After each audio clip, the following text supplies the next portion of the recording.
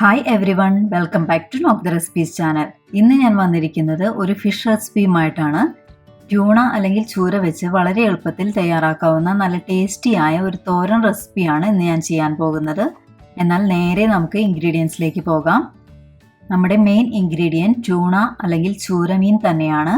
1/2 kilo tuna ഞാൻ slices ആയാണ് വാങ്ങിയത്. 5 വലിയ സ്ലൈസസ് ഉണ്ടായിരുന്നു.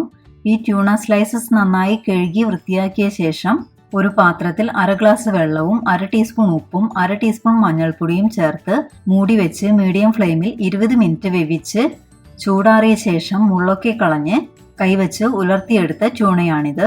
ഇനി നെക്സ്റ്റ് ഇൻഗ്രീഡിയൻറ്റ് 2 മീഡിയം സൈസ് സവാള, വലുതാണേൽ ഒരെണ്ണം മതിയാകും, ഒരു ചെറിയ കഷ്ണം ഇഞ്ചി, 8 ചുവന്നുള്ളി അല്ലെങ്കിൽ ചെറിയ ഉള്ളി, ഒരു പിടി വേപ്പില, 1/2 ടീസ്പൂൺ ചതച്ച മുളക്, നിങ്ങളുടെ കയ്യിലുള്ള മുളകിൻ്റെ എരിവിനനുസരിച്ച് ചേർക്കുന്ന ക്വാണ്ടിറ്റിയും അഡ്ജസ്റ്റ് ചെയ്തെടുക്കണം. 1 ടീസ്പൂൺ മഞ്ഞൾപ്പൊടി, 1/2 കപ്പ് നാളികേരം, ആവശ്യത്തിന് ഉപ്പ്, വെളിച്ചെണ്ണ, അവസാനം ക്രഷ് ചെയ്തിടാൻ ആവശ്യത്തിന് കുരുമുളക് എന്നിവ എടുത്തു വെച്ചിട്ടുണ്ട്.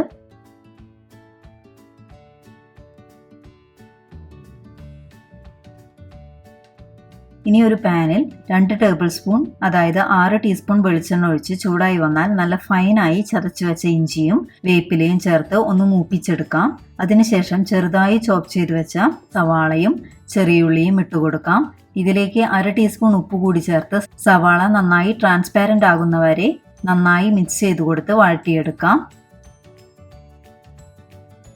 സവാള ഇതുപോലെ നന്നായി വാടി കിട്ടിയാൽ എടുത്തു വെച്ചിരിക്കുന്ന നാളികേരം കൂടി ചേർത്ത് 2 മിനിറ്റ് കൂടി മിക്സ് ചെയ്തെടുക്കണം. ഇനി നമുക്കിതിലേക്ക് മഞ്ഞൾപ്പൊടിയും ചതച്ച മുളകും ചേർത്ത് ഇതിൻ്റെയൊക്കെ പച്ചമണം മാറുന്നവരെ 2 മിനിറ്റ് കൂടി ഒന്ന് മിക്സ് ചെയ്ത് കൊടുക്കാം.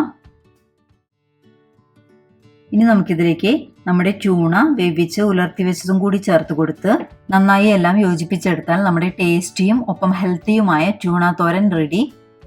അവസാന പൊടിക്കൈയായി ഒരു പകുതി ലെമൺ പിഴിഞ്ഞതും കുറച്ച് ചതച്ച കുരുമുളകും കൂടി ചേർത്താൽ നമ്മുടെ അടിപൊളി ട്യൂണത്തോരൻ നമുക്കിനി സെർവ് ചെയ്യാം. ഈ ട്യൂണയുടെ മണം എല്ലാവർക്കും ഇഷ്ടപ്പെടണമെന്നില്ല. ഇത് വേവിച്ചെടുക്കുന്ന സമയത്തൊക്കെ ഒരു പ്രത്യേക സ്മെല്ലാണ് ഇതിന്. പക്ഷെ നമ്മൾ തോരൻ ഉണ്ടാക്കുമ്പോൾ ഇതിലേക്ക് ചേർത്ത് കൊടുക്കുന്ന ഇഞ്ചിയും ചുവന്നുള്ളിയും പിന്നെ ലെമൺ ജ്യൂസും എല്ലാം ആകുമ്പോൾ നമ്മുടെ ഈ തോരന് യാതൊരുവിധ മണമോ ടേസ്റ്റ് കുറവോ ഉണ്ടാകില്ലെന്ന് മാത്രമല്ല അടിപൊളി രുചിയുമാകും നമ്മുടെ ഈ തോരന്.